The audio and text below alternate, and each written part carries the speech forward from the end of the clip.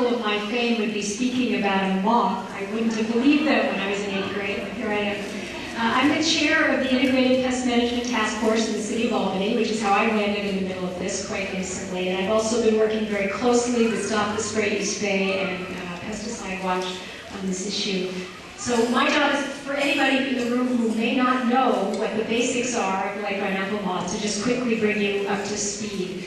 Last March, a retired entomologist from UC Berkeley who has as a hobby trapping in his backyard for unusual insects, found the white brown apple moth in one of his traps. He's one of the few people in the state who was probably capable of identifying it without the testing and assessment of its DNA and the things that are normally required. There are roughly 300 other moths in the same family in the state. It looks a lot like a lot of them, so he was one of the folks who might have known what he had in his hands. And that set off, as you're probably now aware, quite a firestorm of response. Between March and September, the state managed to pass legislation and begin doing blanket aerial pesticide spraying over Santa Cruz or Monterey and Santa Cruz counties.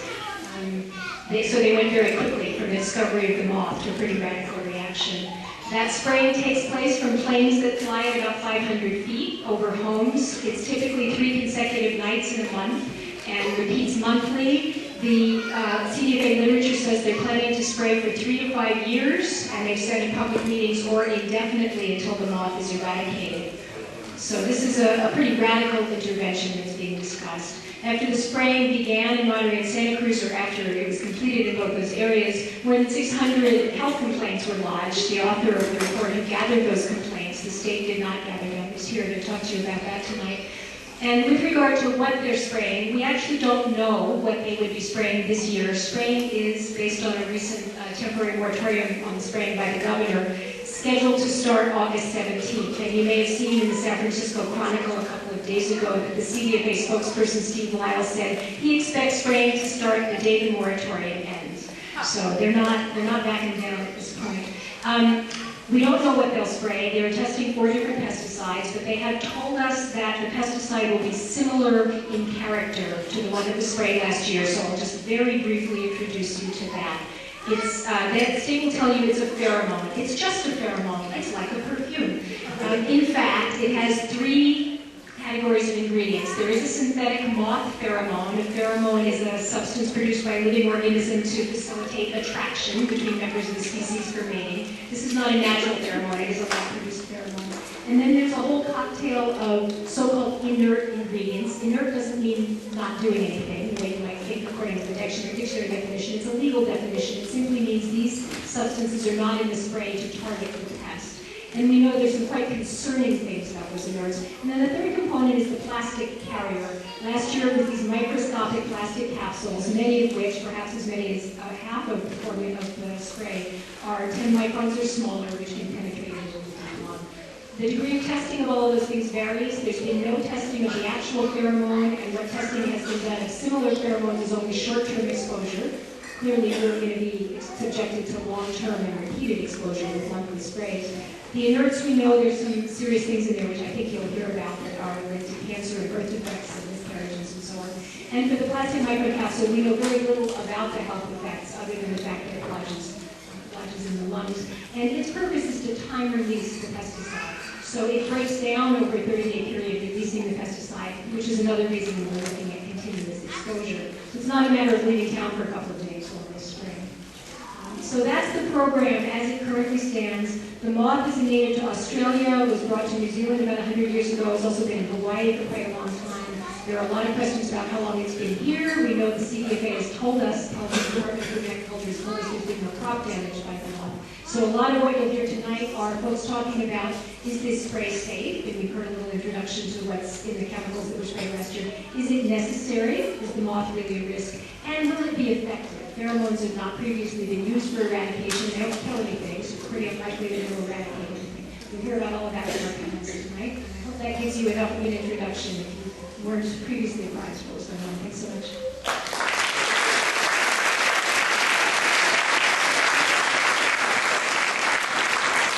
Next, we're going to hear from Mike Lindbergh, who is my personal hero for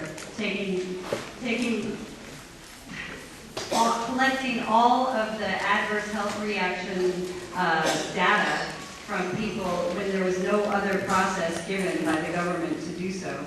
And he just took it upon himself to do that. He's really my hero.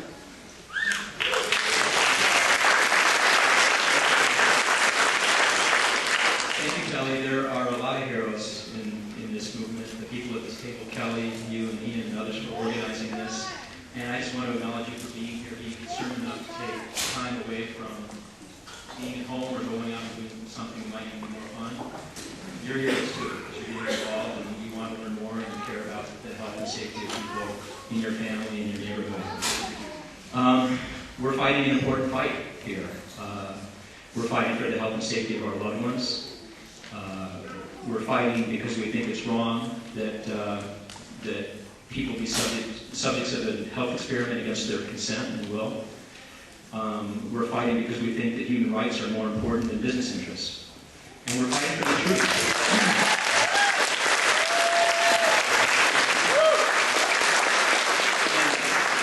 And we're fighting for the truth. And as Nan said, is the spraying safe? There's strong evidence that it's not.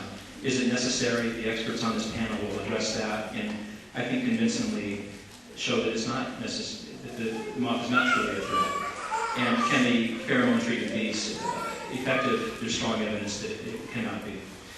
So I'm one of a handful of people here who have been sprayed before. I can look around and see Mike and Janice DeLay and Glenn Chase and Lori and some others.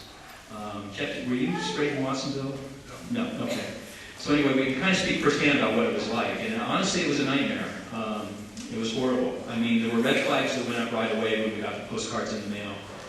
And then they sprayed, I live in Pacific Grove on the Monterey Peninsula, you know, like San Francisco, a very beautiful place. You know, we chose to live there because it's a healthy environment. And we were sprayed in September and October. As Nan said, the airplanes kind of crop dust your neighborhood. They just go back and forth from 8 at night till 5 in the morning. And people who go outside say they see a mist falling from behind them, but most of us stay indoors. But I'm a writer for executives in Silicon Valley, and I'm generally able to work from home.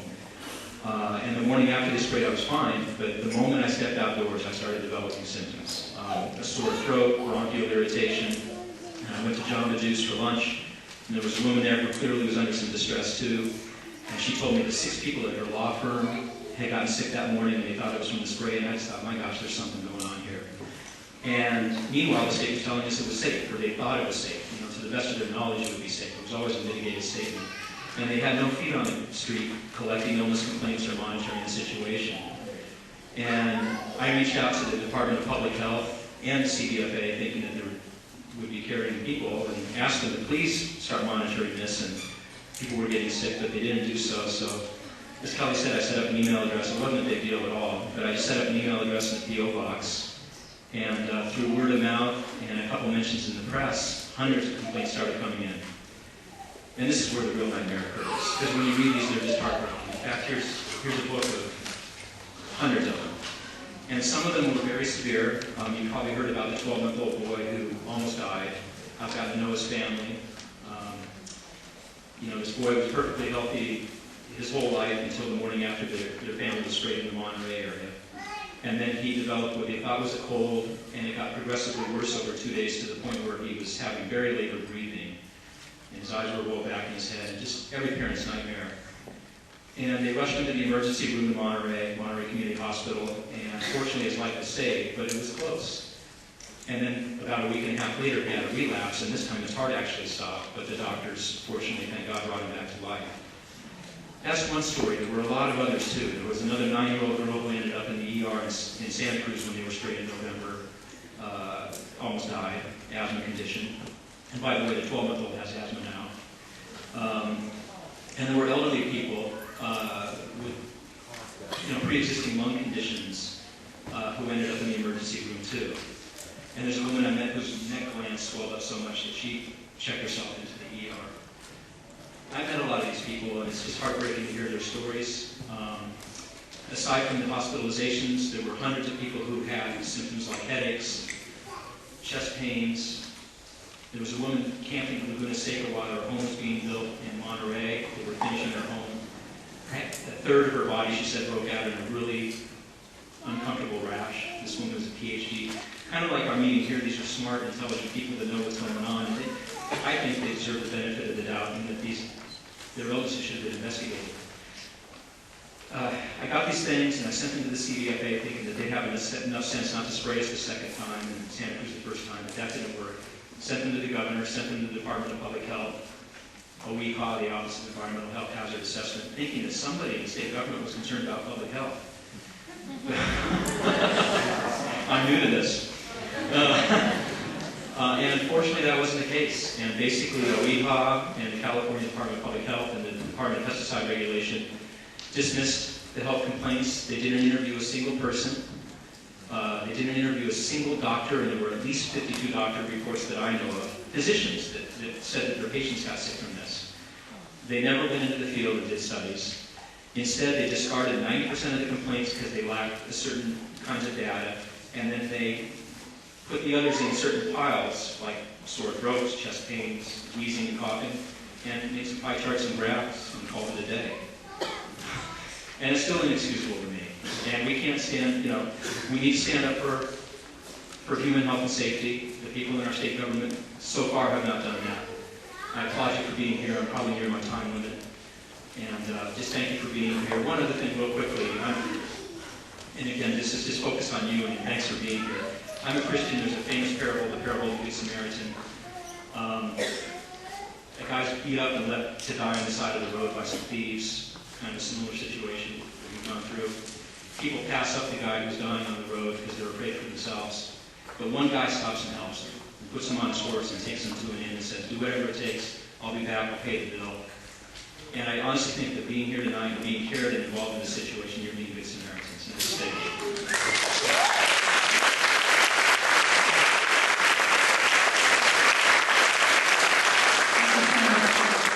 Next, we're going to hear from Dr. Stacia Landsman. She's a pediatrician in Mill Valley.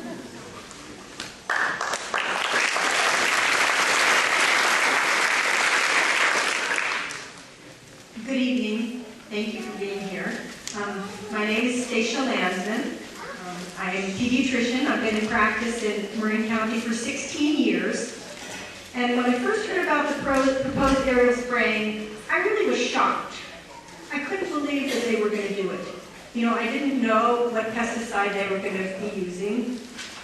I hadn't heard about the 643 reports of illnesses in Santa Cruz and Monterey. And I didn't know how long they were going to be spraying us. But it was obvious to me immediately that it was dangerous. I knew this from my knowledge of how toxins in the air and in our environment affect our health, and that aerial spraying would increase the incidence of both short-term and long-term illness.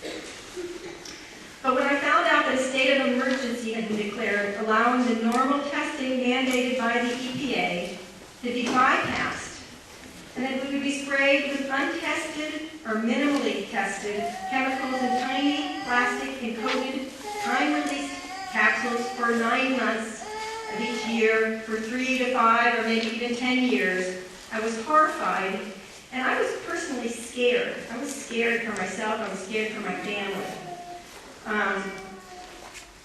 And I just couldn't sit back and be quiet. And then when I later found out that LBAM can be controlled effectively by safe measures such as integrated pest management, it was clear to me that our health was not foremost in their mind. So tonight, what I'm going to talk about is a little bit technical, because as has been mentioned, we actually don't know what the cocktail of chemicals that they're going to use is going to be. It's going to be similar probably to what they use in Santa Cruz and Monterey County. And we know that Checkmate contains, carcinogens, mutagens, endocrine disruptors, irritants, and that there are many health effects from that. But there's a basic point that I want to make about spraying, aerial spraying, that I think hasn't been widely made, and I think that is really important to clarify. So I hope this is not too technical, but please try to track with me a little bit, okay? So the pesticide mixtures are encapsulated in tiny time-release spheres. So originally we were told by James Warren of the USDA that the size of the particles were 80 to 150 microns, okay? And that size is relatively big and doesn't get breathed deep into the lung tissue. Recently, two PhD scientists from the Monterey area, Dr. Dennis Neff and Dr. Jeff Haverman, though, have analyzed the data, and they've shown that actually half of the particles in Checkmate are under 10 microns, okay? They're not 80 to 150 microns like we were told. They're 10 microns. Half of them are 10 microns or less. And a particle of this size, they're known as PM10, you might see that, PM10 particles, are small enough that they can be breathed deep into the lung tissue. They can't be breathed out. And it's known that this critical size of particle leads to increased illnesses, increased hospitalizations, and premature deaths. That's a known fact. It doesn't matter what the particle is. It can be dust, it can be aerosol, it can be ash, or it can be toxic spray. It doesn't matter. It's the size of the particle. So these small particles, so in the spray in Monterey County, there were a lot of these very small particles. That was not what was originally told to us. We were told they were 80 to 150 microns, but really half of them were 10 microns or less. And this analysis has actually been accepted as accurate and acknowledged as accurate by Dr. Robert Levitt, who's the branch chief of the California Environmental Advisory Task Force, and he advises the CDFA. So he's agreed with their recent analysis that yes, these small particles existed. So these small particles are routinely tracked by the EPA across the country. And from measuring these particles, when you know how many of these particles are in the air, there are standard medical models that can be used to predict the number of increased cases of respiratory disease severe enough to require hospitalization and the number of increased premature deaths. So based on knowing the concentration of these small particles, we can predict that on August 17th, when they spray the San Francisco Bay Area, there will be an additional 46 hospitalizations and an additional 15 premature deaths for each 30 days of spray. And so that's only hospitalizations and deaths, and that's not even what you were talking about, Mike. Okay, that doesn't account the people that get sick with an asthma attack, who have a headache, who have a visual disturbance, who have, all the other illnesses that were reported down in Monterey County. Not only that, it doesn't track the people who didn't show up to their doctor, who don't have a doctor, who don't have medical insurance. And as a doctor, I know that these cases were probably underreported down in Monterey County. Many people, when they get sick, don't go to the doctor, they just stay home. So there's probably a lot more people who got sick than we actually know about. And who's most at risk from these particles? It's children, it's the elderly, people with chronic respiratory or heart conditions. And this is unacceptable. I mean, we just can't allow this to happen. So regardless of what they spray, they change it, it doesn't matter. Spraying small particles is dangerous. So to speak just, to what the chemicals are briefly, there's the pheromone that they use in Santa Cruz and Monterey. That specific pheromone that they used has never been tested.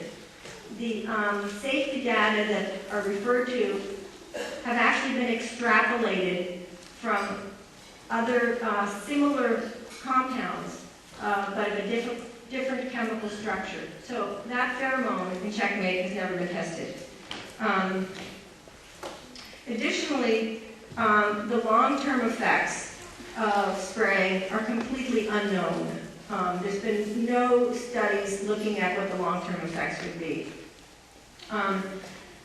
It's already known that over half of the adults and children in the population have pesticide in their body. Substances in the environment are known to bioaccumulate so that over time, it builds up in the body, it builds up in the fat, it builds up in bones, it builds up in breast milk, it builds up in other tissues, and this causes additional cancers, causes neurologic disorders, and it causes endocrine disorders. So postponing the spray until August 17th is not adequate. Doing more testing is not adequate. In light of the fact there's safe and effective control measures for LBRAM, we can't spray. We can't spray with any substance on any scale.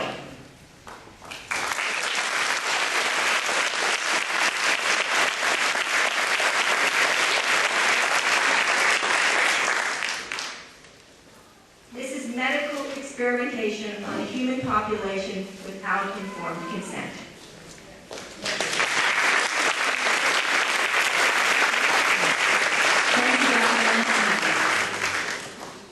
Now we will hear from Dr. James Carey, who is an entomologist at UC Davis. Yeah!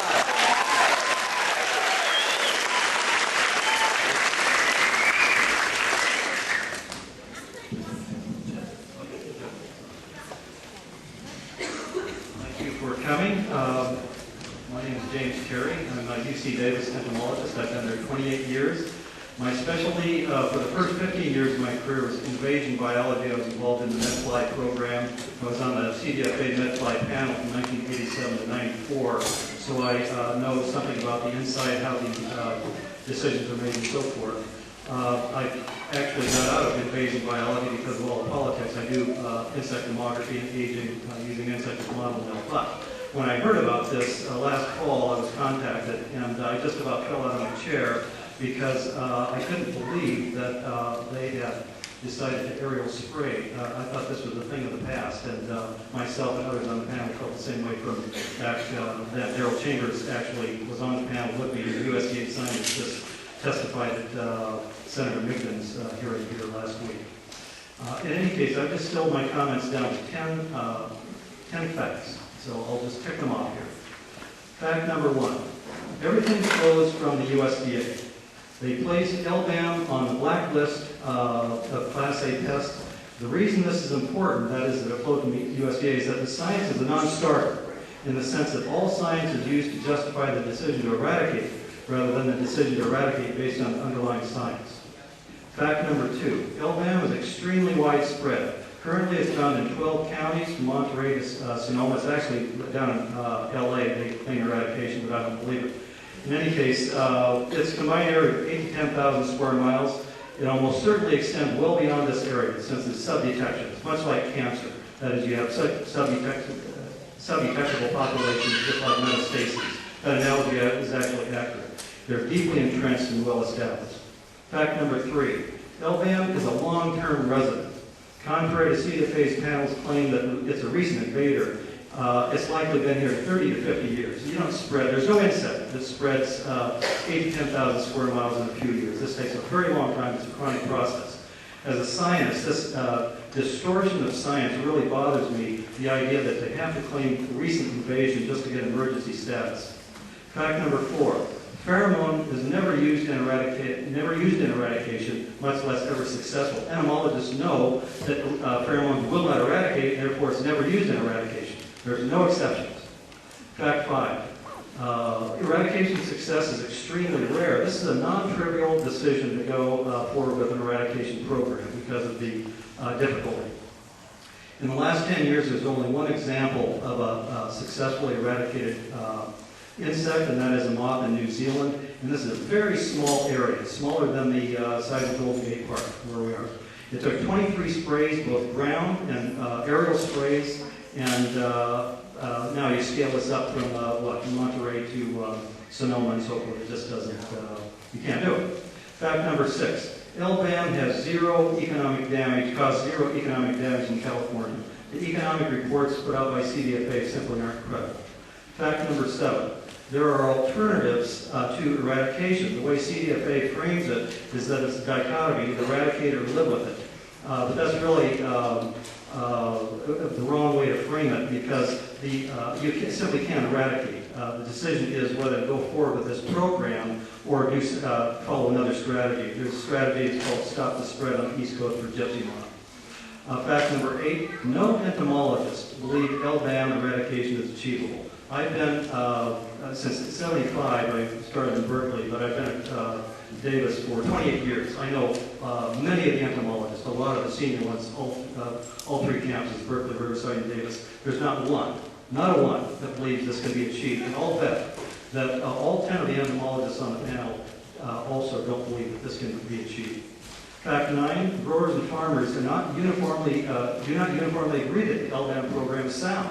This is not an issue between urban and rural, or growers and city people and so forth. They're not of one like mind at all. Fact number 10, pheromones are extremely persistent. There's 3 papers put out in the journal Chemical Ecology by Alan Cameron, who handled the gypsy moth pheromone for years. He didn't touch it for 4 years. He went to Europe where the gypsy moth is endemic, and he was attracting gypsy moths. And his kids and his wife wouldn't attract it. This is 4 years later. Anyway, 17 years later, he was still attracting gypsy moths, so it stayed in the system. So to summarize, the program of eradication is unnecessary because the pest status of the LDAM is no different than other similar leaf rollers already in the state. That's a consensus of every entomologist I've talked to. Number 2, this eradication program will be ineffective and thus wasteful because the pheromone approach cannot eradicate this pest. The only difference between a program in which they spray pheromones and one where they do not spray is in the former, there's 7 million people exposed to the pheromone. In the latter, they will not be exposed. In both cases, LDAM will remain in the state. Thank you.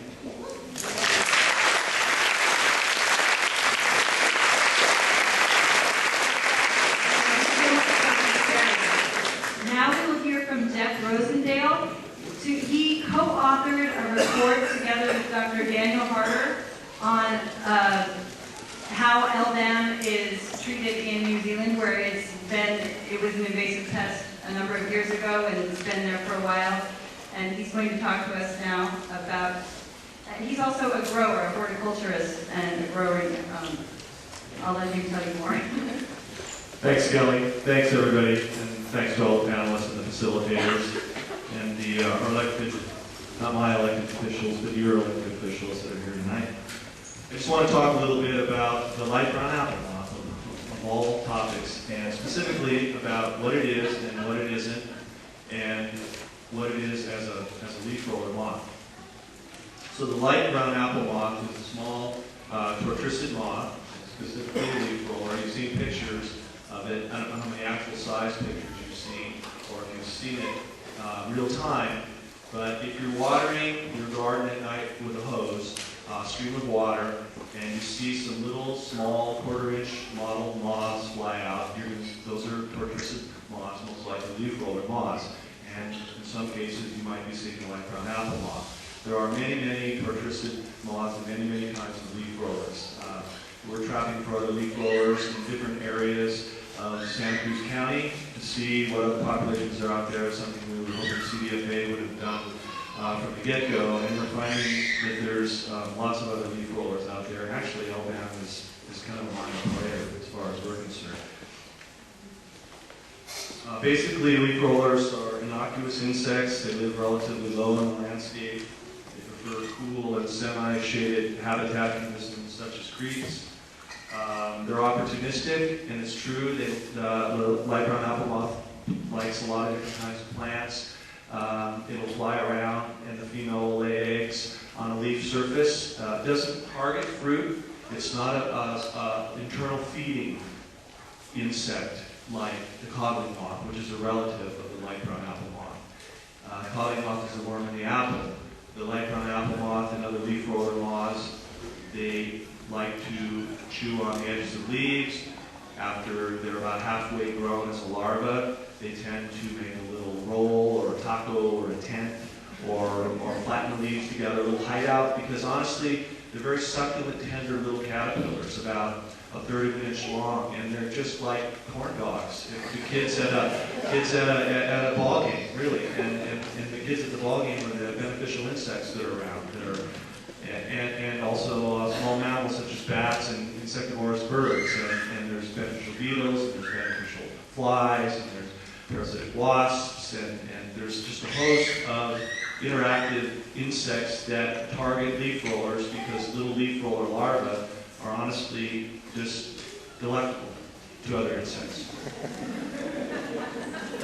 I walked around the park for an hour in the Arboretum here, and I've been here many times as a nursery grower, and I've spoken in this room several times before to the California Horticultural Society. I'm familiar with this Arboretum, and I looked everywhere for an hour, just like Daniel Harder and I did in New Zealand, in botanical gardens and in parks, in national parks, in orchards, in row crops, and just leaf rollers are very difficult to find. And here was the same case. I didn't find any larvae, and it was interesting. I didn't find any pheromone traps as well, and I thought I'd see a lot of pheromone traps. And in my mind, to really understand the populations that have probably been in this park for many, many years, there would have to be pheromone traps every few hundred feet, because little moths lay low, and for those of you here who garden and see them flutter around, they can, as Dr. Carey says, they can live in one bush for years.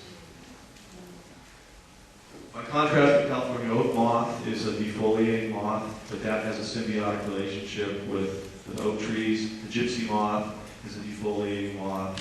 The white-spotted tussock moth from New Zealand, and the painted apple moth, actually not from New Zealand because that was the one that got eradicated, as Dr. Carey talked about.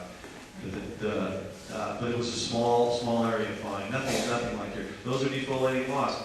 In my mind, we should have concern about those. But leaf roller moths, I think we should just let them fly and get on with our lives and be a lot happier.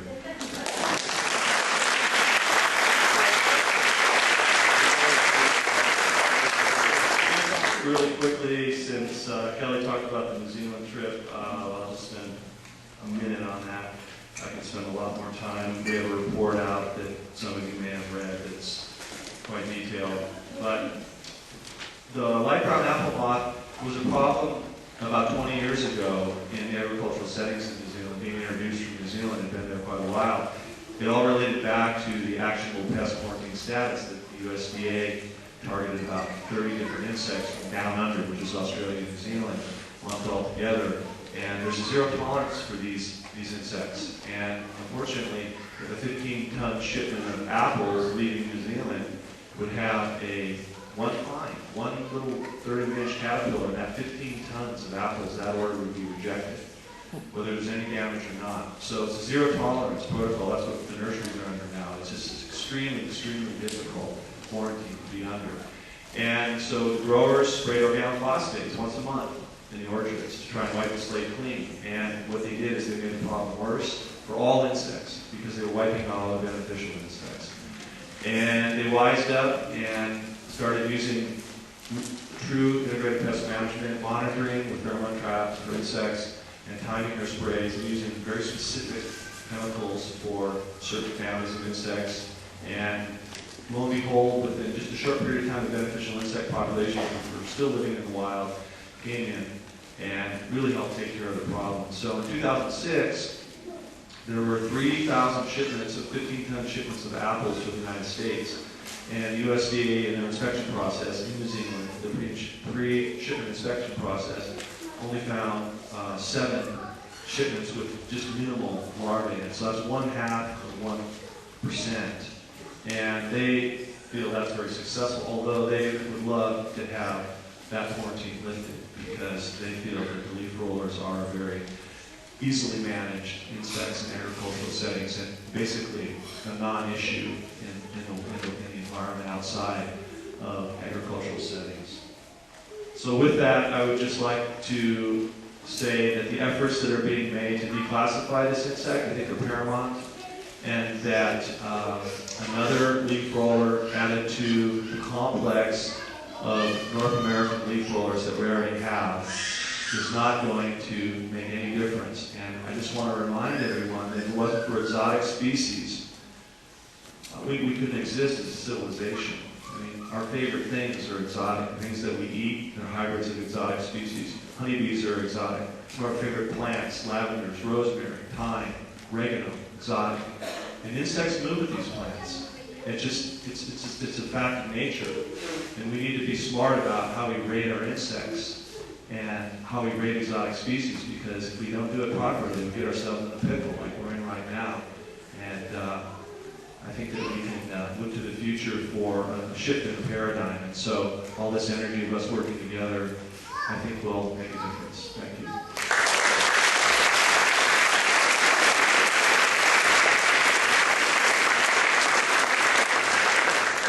Now we have Helge Helbert, Executive Director of Marine Organic, and hopefully he will also be speaking with us about a shift in paradigm.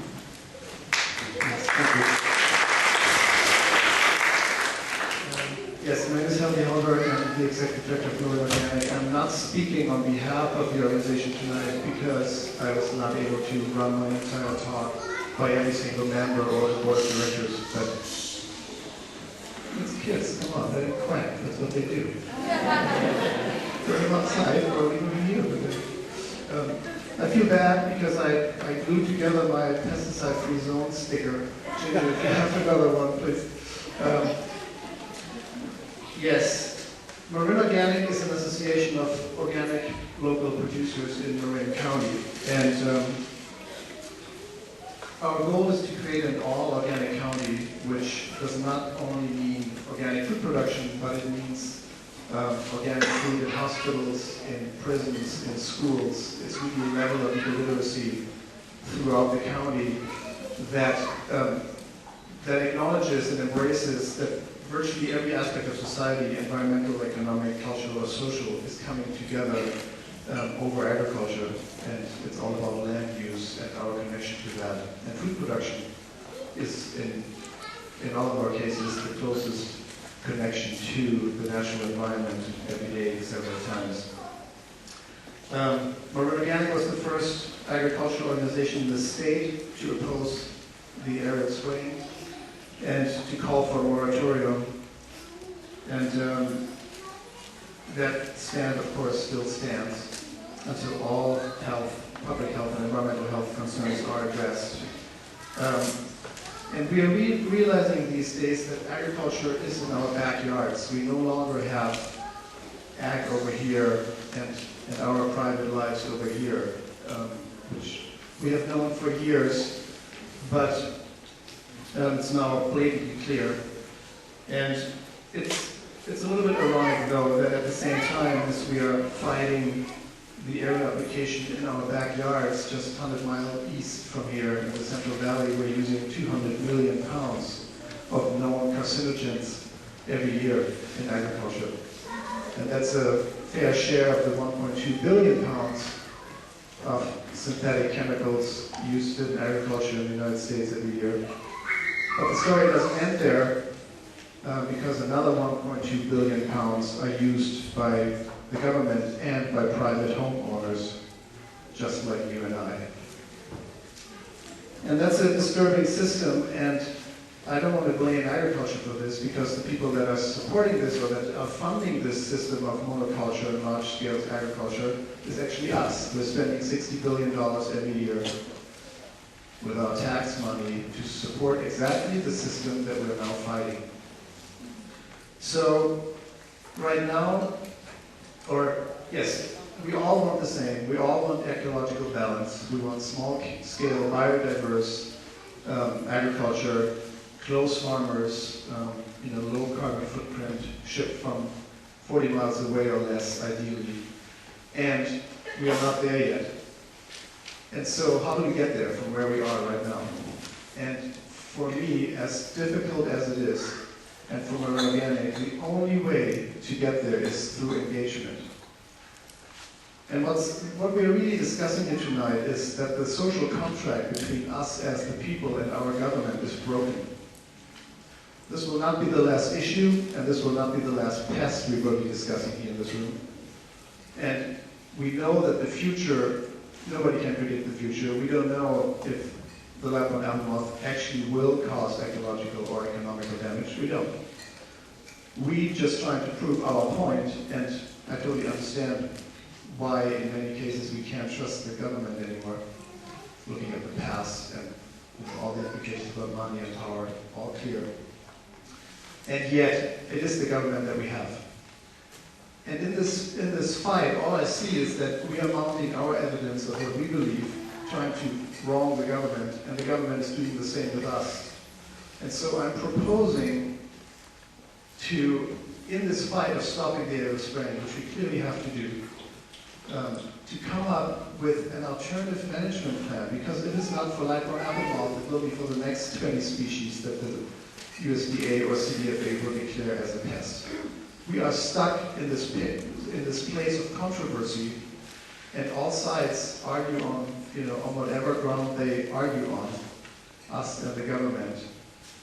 And what's missing is something that we can actually work with. What's missing is a working document where we can say, let's move forward. We don't agree to these 15 things that you're proposing. How about cutting 10 of these out, and we'll leave the 5 here if we get to 100,000 moth and $1 million in economical damage. Some workable model that nobody's really putting together. And I'm really concerned that once we stop the Arab Spring, life will go on, we will feel safe, and we will go on as usual, and not realize that the next pest and the next issue is just around the corner. The opportunity of this, though, is to create a new framework of decision-making, a new level of public engagement. I'm from Germany, and I came here 10 years ago because I believe that this is a country that still has the guts to create a government by the people and for the people. And so I'm just reminding you that once LBAN is stopped, or the area application for it, the issues will remain the same.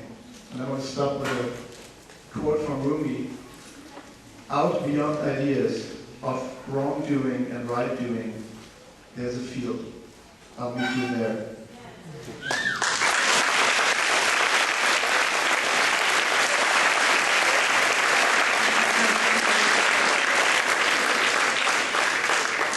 Now we're going to hear from Penny Livingston-Stark. She is the co-director of the Regenerative Design Institute. She is very famous in the world of permaculture, and we're pleased to have her here with us today. Before we go, I just want to say goodbye to my husband and Tobias, my son, who have to leave now, and who I just want to give gratitude. I didn't do this earlier, and they've been so patient.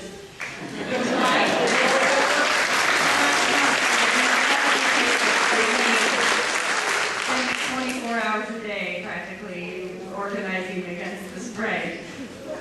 Thank you.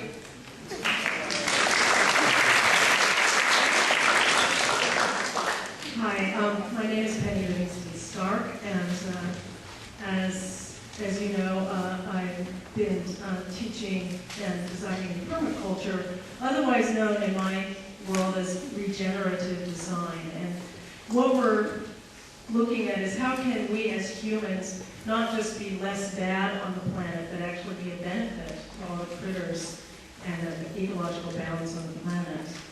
And it's possible if we walk the talk. And I live and manage an organic, certified organic farm in Bolinas, California, in Marin, and a proud member of Marin Organic. And one of our primary, we grow apples and pears, lots of greens and veggies. We're on the coast, and we have goats and chickens and sheep and milk, goat milk and cheese, and bees. We have lots of honey. We call ourselves the land of milk and honey. And we're surrounded by thousands of acres of parkland, of wildland, wilderness area, known as the Point Reyes National Seashore, on the southern reaches of the park. And so our form of farming is a combination of tending the wild and then bringing our domestic interface in there in the form of fruit trees and greens and compost piles and our animals, and talking to a number of bird experts. We have Point Reyes Bird Observatory right down the road from us, there's a suspicion that our farm may have actually more biodiversity as a result of our practices than the surrounding areas that are left more or less untouched by humans. Yeah. We've had what's called a bio-blitz come in, where people have, we have biologists with lots of kids observing critters and birds and insects, and that's part of the activity we do. But our primary customer for our food are people who have been diagnosed with cancer. And they come to us for our food because it's safe. And we are very careful. We don't even import horse manure. All of our inputs, the only thing we input are wood chips from the local, when they trim the trees locally, food scraps from the restaurant, and organic chicken feed, and straw from time to time. And so we're very careful what we put in our soil, and we're very careful about the biodiversity within our soil and the nutrition level in our soil. So to spray our farm would be devastating for us. We don't have coddling moth, we don't have scab, we have a healthy, beautiful, well-balanced farm, and our theories in biodiversity are playing out perfectly on this farm. And I don't want to see that balance, because if it changes, who's going to be dealing with it? Not only us, but all of you too, in an indirect way. So I wanted to share why I choose my fights very carefully. Like, I don't get involved in a lot of political things too much, but this was one that after looking into this, I decided to get active and come out and get involved. And so one of the ways I like to get involved, when I get involved in something or speak out against something, is I want to be informed about the issue. I want to find the facts. Well, guess what?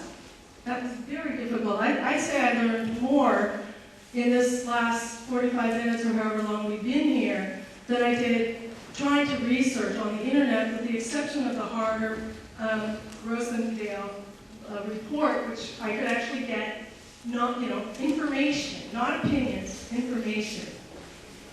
And so reading the articles, it said things like, the state says there's been extensive crop damage. So I thought, okay, let's go find this extensive crop damage. And I dug and could not find any crop damage. Now you'd think if they're trying to sway the people that there'd be oodles of photographs of denuded trees and apples and farmers who have gone belly up because of this pest, this insidious pest. Well, I found nothing. In fact, au contraire, I read the report saying that the only time there was a problem when people are spraying insecticide and killing off the predators. Well, in my world, duh, And you start to create an imbalance in one place, and you can't just, nature is not something you can take apart and address one little aspect without affecting the whole. And I know every one of you in this room is probably very well aware of the interconnectedness of all of life. And it's time that we start behaving and making our decisions based on that, rather than one isolated situation.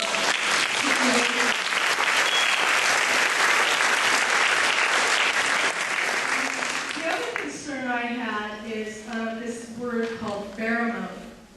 Now, one of the things that people say about pheromones is that they're species specific, that they only affect that one species.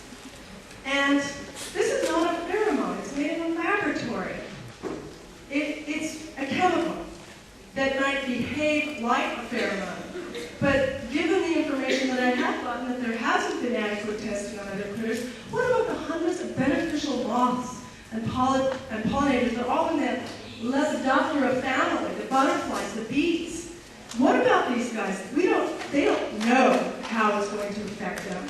Bees are already stressed out already. They don't need any more help from us on that account. So I, want to echo the people that came before me about just the lack of testing. So that was a real alarming thing for me to realize, where is the science or information that these decisions from the state are being based upon. I'm not finding it. And so that was a little concern, and then that led me to the whole issue of governance. And how is it that not only the majority of our citizenry, but our elected officials, our mayors, our city councils, our assembly people, our supervisors, can speak out and oppose this practice, this spraying, and have the feds just come in and just blow it off like it's nothing. This sets a very, very dangerous precedent that we can't allow this to happen. And just like Helga was saying, if it's not the moth, it's something else. This is going to be coming down in the future. And so there's a very dangerous precedent around our governance and our democracy, which is a participatory activity, not a spectator sport. So I'm really thrilled to see the amount of people that are out here tonight. And so, you know, one of the strategies could be to reclassify this moth. Because right now, I called the Ag Commissioner's office today, and I found out as of May 5th, there's a whopping 247 moths that have been found in Marin. And and you know, I've had farms and grown apples before where we have had the culling moth, and the roller part, the leaf roller part on the tree, who cares? I mean, I don't even notice that. It's only when they get into the apple that is a problem. And that's not the case with this moth. It's not doing that level of damage. In fact, I haven't found anywhere that it's doing extensive damage, including someplace like Hawaii, that has practically every climate from snow to mangoes. You think, and from wet to dry, you think if there was an opportunity for a moth or any organism to take hold and become an infestation, it would be there. And it hasn't. So my understanding is the burden of proof is on the state, and I think we should hold their toes to the fire on that.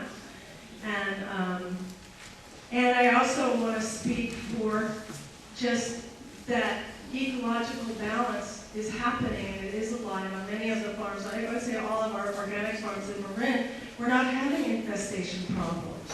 You know, we're in Marin, I love the ag community there, and so I can really only speak for the people, I think there, a lot of them. And we're doing as much as we can to walk the talk and really walk in this harmonious balance with nature. And if we get sprayed, we won't be able to continue to do that. And who knows the unpredictability. So there's just, I guess I just want to say that this is a very, very, very important issue to all of us. And I want to encourage all of you. I actually feel very positive. I don't think it's going to happen. Because I think we're all going to stand up like we are and fight. And right now,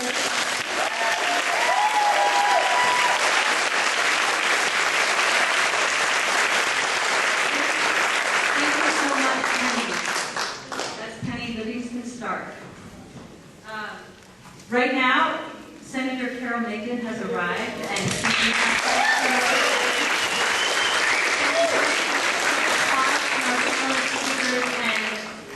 give the floor to Senator Carol Macon.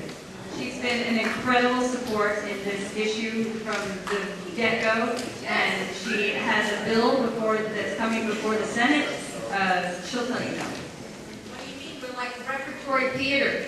Me and these guys, we travel together.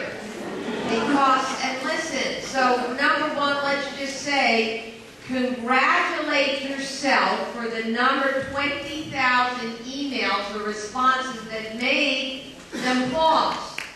20,000.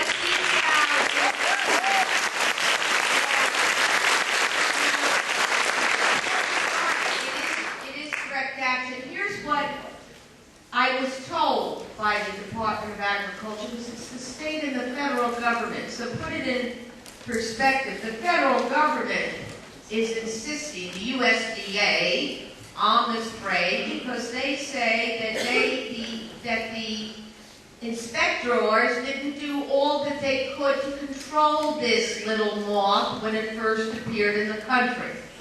And when President Bush took over Homeland Security, they got rid of, pest inspectors, people that look at your food, people that look at what you take in. That whole, what are you bringing? You got a fruit or a vegetable? So really, they turned only on terrorism. So what occurred is, and what we're coming to understand, is that there are things that usually, under normal circumstances, they kind of find and they control and they isolate and they do something, because the question would be, a month ago we never even heard of this thing, and suddenly they want to spray. It's radical spray, like a science fiction movie. Suddenly you have to eradicate it with a spray. You know, there's usually a step 1, a step 2, and a step 3. So, firstly, what was so shocking was the state's explanation of the federal government. Now, what we did do, because all of you, and I mean this, there's nothing like an email. 1 email equals 500 when it goes into a lawmaker's hands. And there were, and the folks of Marin, most particularly in San Francisco, did a yo-person's job of standing in shopping centers and petitions.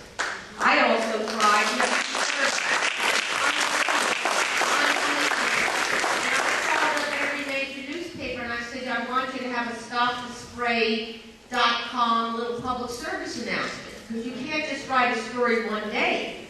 Right? You write it one day, they're on to the next news. But what we need is every day there be, and I've asked for this, the bloggers, the newspapers, the radios, for a week or so, we stirred up a little thing. And we said, well, why not make it a public service announcement? If you care, here's where to log on, send a message. Because you can't do it this retail way, stand in a shopping center. So I want to say to everyone here, if there's a message, the only thing they're determined to spray, the only thing I can think of to stop it would be just, you're right, just really citizen outrage that is so pronounced that it's hard to ignore. And let me say, I love one city, and here we are. We also mobilized in Marin. Gosh darn it, we've been trying to do something. They're going to spray Contra Costa. They're going to spray Alameda. They're going to spray San Mateo. We can't get them engaged. Well, maybe they own the chemicals in San Mateo. I'm not sure. No, I'm only teasing. This is what gets me in trouble when I'm in trouble. But what I'm trying to say is we are trying to. It would help because there's 5 counties that are affected. But we are the mobilizers here. So here's what we do know. The governor did say face-to-face that he agrees that there is a safety concern. He spoke of tests being conducted right now today in the state of Texas, in the country of New Zealand. Just give them information. And a couple of other places. One, the exposure and the effect on humans, also on animal life. Secondly, they're looking at, you've all heard about these little plastic glass enclosures we're so fearful about. They can wedge in the lungs. They're trying to see if it should be powder, maybe it should be spray. They don't know. Now, we have said, the good people of Santa Cruz, they were sprayed. 500 of them went to the emergency room complaining about nausea, asthma, that's a problem. They researched it and said, well, geez, that's kind of random. I said, it's not random 500 people one day walk in together. He said, that's not random. That's not random. That's not random. Right? We know that's not random. And the other thing is they never talk to the individuals or the doctors. They admit that. So I wouldn't want to read the press closely. What they said is they looked at the online or the reports that came in or what was sketchy account, but didn't call anybody up and say, hello, sir, what was your experience or anything else. But they were very handily discounting it. They say they're afraid of a quarantine by Mexico and Canada. And these are the factors that we have to address. What we're most concerned about, of course, is they're saying they'll begin 2 months hence, and the duration of the spray is set to go on for years. You know that? Did you know that? It's not like a one-shot deal. And they're saying now, aren't they saying on the raw material, keep the kids inside? You see that? The one here is safe, keep your kids inside. So I want to tell you, my moratorium said exactly that, because I'm not interested in bills that get signed next year or anything like that. We want to stop it now.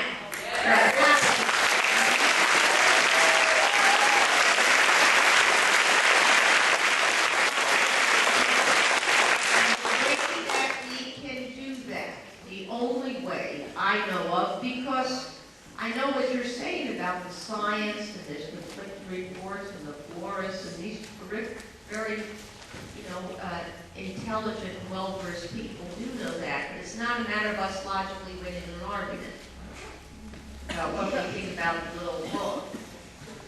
You see, it is about us getting our neighbors and getting everyone we can to say, we don't want to be sprayed. We are not sanguine to believe it'll be safe. We've lived enough, we've been poisoned enough, we simply don't believe that it can be harmless. It defies logic and reason and life. And we don't want that. Now, there's $1 billion ag industry that'll start going, so I think we're going to watch campaigns to just know. So what I want to say is thanks for having it. These town halls are tremendous, and I hope each one of you is captured with 12 email attachments and forward and everything. And I really do mean that I'd like to hear from other people in the 5 Bay Area counties that are due to be sprayed too. And you see, it's a little different in Sonoma, where they've isolated, and those folks aren't as exercised as the Marinites are. So each place, we can make enough noise here in San Francisco County to cover the 5 Bay Area counties.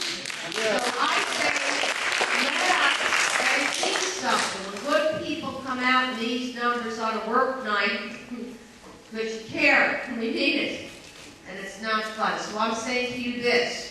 We felt encouraged that they agreed to test. We expect to hear something, whether it's a good or not, by the end of the month. Frank Ager has been a Yale person leading this up for Fairfax.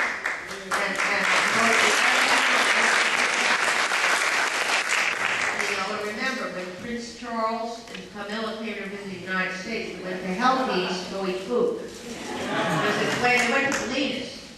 You know that. They don't go anywhere in the United States but Salinas, rocket lettuce, right? So, and the people there shove them around. That's the other part of that Salinas fund. They said, who are you? You royalty, move back. Anyway, thank you very much for this. And we will persevere. So that and even, so change your initials a little, or your name, right, or something. Let's get those emails out. Thank you very much.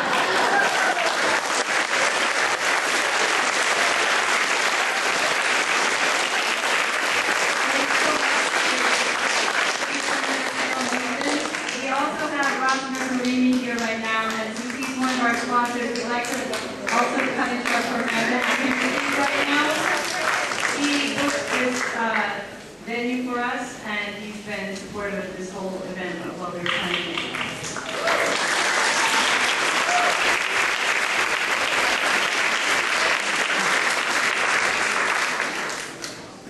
It's hard to follow the good senator.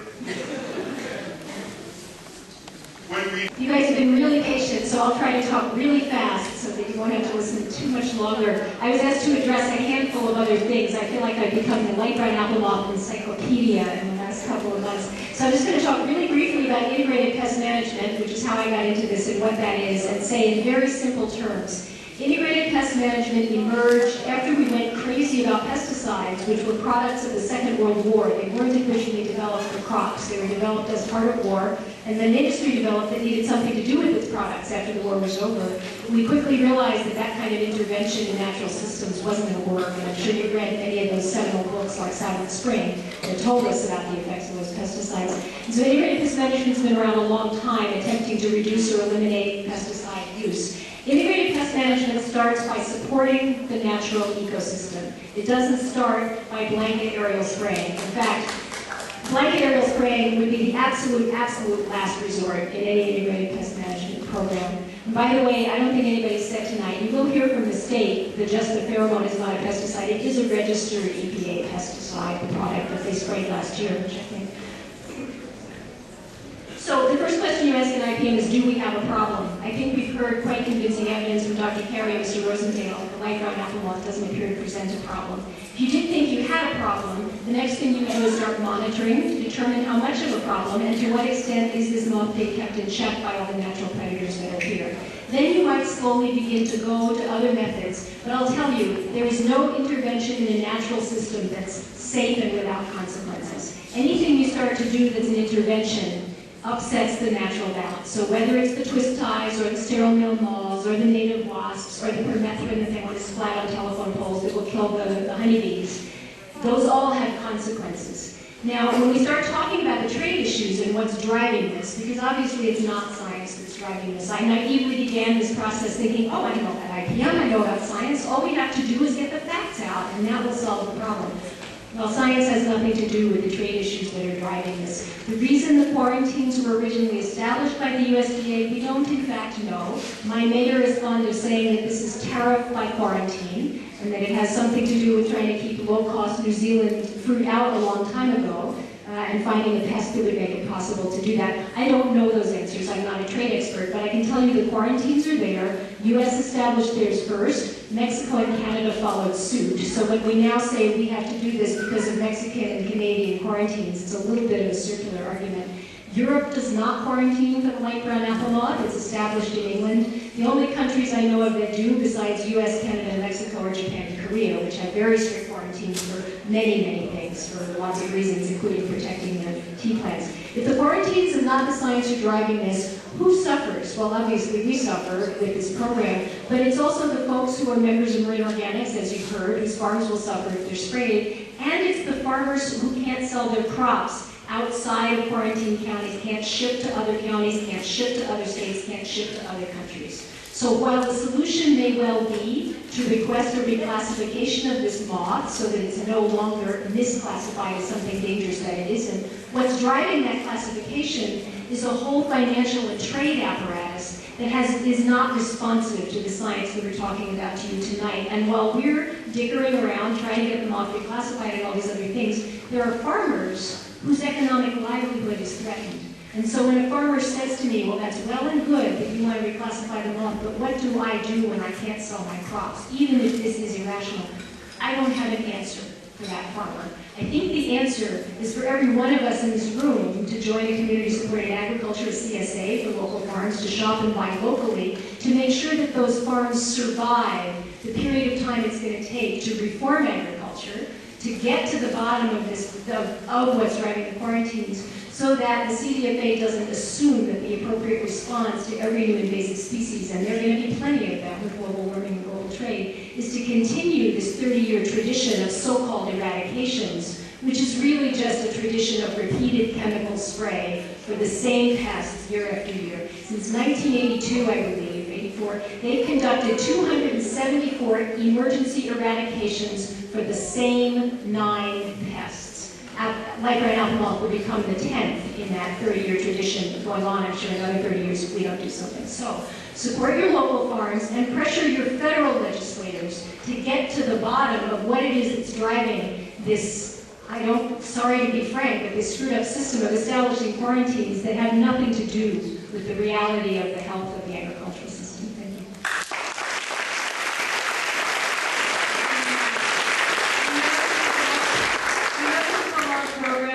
But we wanted to give a very thorough overview of what's going on with this plan, and so that we can really brainstorm together what to do about it, because we have to understand all of the different angles before we can figure out how to really stop it and stop future sprays as well.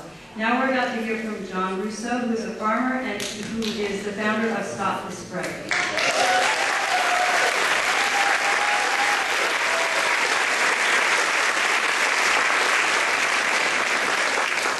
Hello, San Francisco.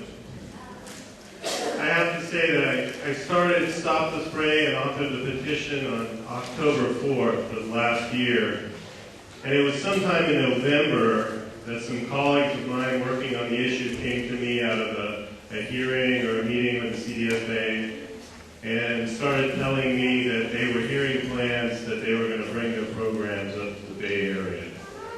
And I thought to myself, if they think they're going to bring airplanes, fly them over the city of San Francisco, and spray chemicals out of the back of this, they absolutely have to go on crazy.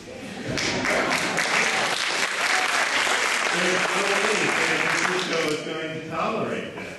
It's just not.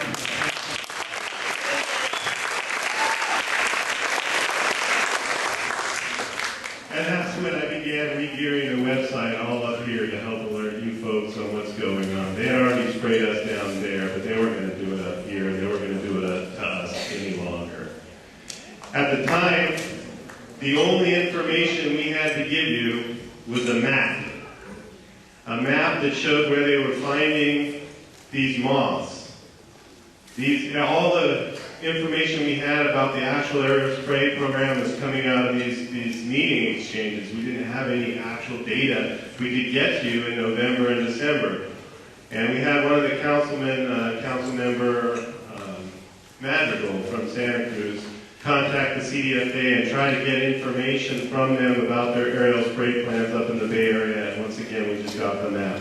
So that map is what you see in the background of Stop the Spray with a great big red mark right on San Francisco.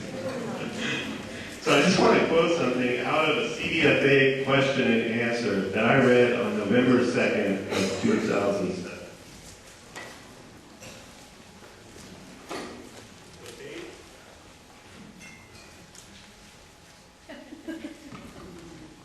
Whoops.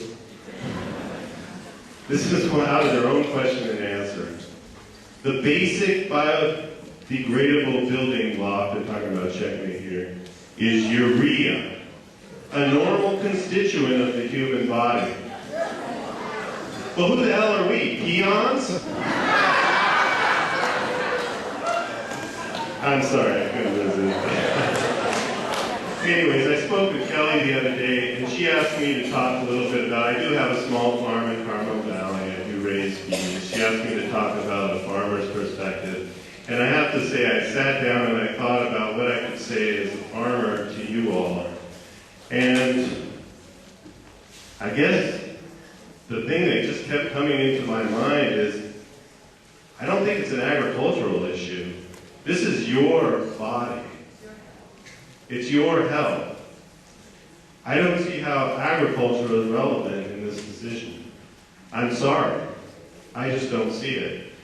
If you think about what's going to actually happen here, they're going to fly their plane over, and they're going to spray a mist with billions of tiny plastic capsules that are going to come out of the back of this airplane. It's going to go into our air, your air. And you're going to have to take a breath of air, because we have to do that as living beings. And those capsules are going to enter into your lungs, and they're going to penetrate deep into the recesses of your lungs, where they're going to sit, break down, and penetrate into your bloodstream, and become part of your being. Well, that penetration is unwanted, and therefore, it's just wrong. I think that, science is helpful. It's a helpful tool for us to think about what's happening. It's helpful for us to understand everything that the panelists have said about, what the issues are, what are the economics. I think all of the comments that were made about organic food and the way we're going about agriculture at the industrial level, all these things need to be brought to bear. But I sure hope that people don't forget the basic thing that's going on here. Our bodies are being violated without our consent by others.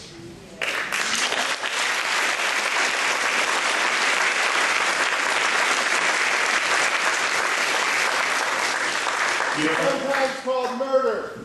Yeah. I'll give you a little more innocuous example than that, and that's broccoli. I love broccoli. I eat it all the time. I think it's actually helpful. I bet I could commission, if I had about $40,000, a scientific study that would say if everybody ate broccoli, it would be good for you. In fact, I bet I could do a further study that would show healthcare costs would go down and the broccoli industry would boom, right? It would be great for economics, all of this. But you know what? If you don't like to eat broccoli, you shouldn't have to eat broccoli. There's other violations that we just don't tolerate to our bodies either. And, you know, I'm not going to go into all of these, but I think we need to think about it in these senses. And when we think about it, it's how do we know it's a violation? Because we didn't consent. No means no. They can't spray it over us. So, where do we go from here? You know, I just want to give, I hope this doesn't happen, but a little bit of tomorrow's news tonight. August 17th, state finishes health study. It shows safe. I just want us to think about that, because if it comes out that way, what are we going to do? Well, I say, I still don't want it. We need to get consent, our permission, back into this equation. We have a lot of legislation. I think we should all support Senator Migden's bill. She and Leno were some of the first state legislators to take any action at all on this, and we're all extremely grateful to them for doing that.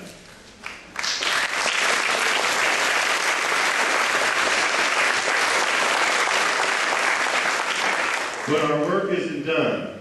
That petition I started on October 4th, it's now at over 26,000 signatures. 26,000. And we're going to go to 50,000 if we have to, until we get our consent. It's our body. We have to say it's okay. So what I think we need to do is we have to look at the bills that are out there, each and every one of them. And a lot of them are very good. They're going to make it so it's easier for us to get a lot of information, even make comments about this process, but we need to make absolutely sure there's information, there's comments, and then there's consent. We need both sides of this equation. We need the information to decide for ourselves, and then we need to be allowed to decide for ourselves. So we need to look at the legislation that's pending, and we need to make sure that that consent is brought back into that legislation so we never have to come here and talk about this again.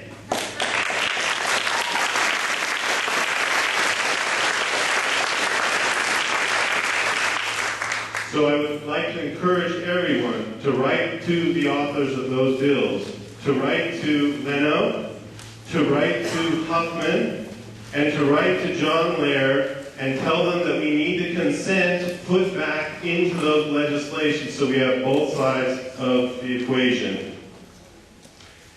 And I just want to end, I know Kelly, you asked me to talk about the bees. I didn't talk about the bees too much, but I'll end with the bees. I do keep bees at my property, and I love to watch them.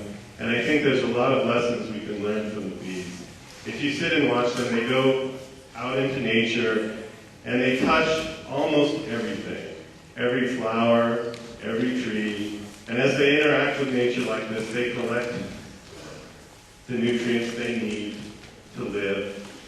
And the interesting thing is they do that without harming anything. Not even the plants. They don't even harm the plants that give them the nutrients. And in the end, through their touching all the environment and through the pollination, they make the world a better place. And that's what we're doing here today. Yeah.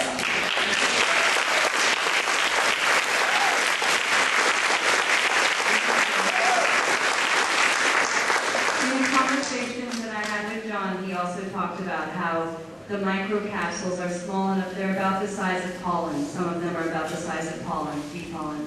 And the bees are able to pick them up as they're going around touching everything. And so with this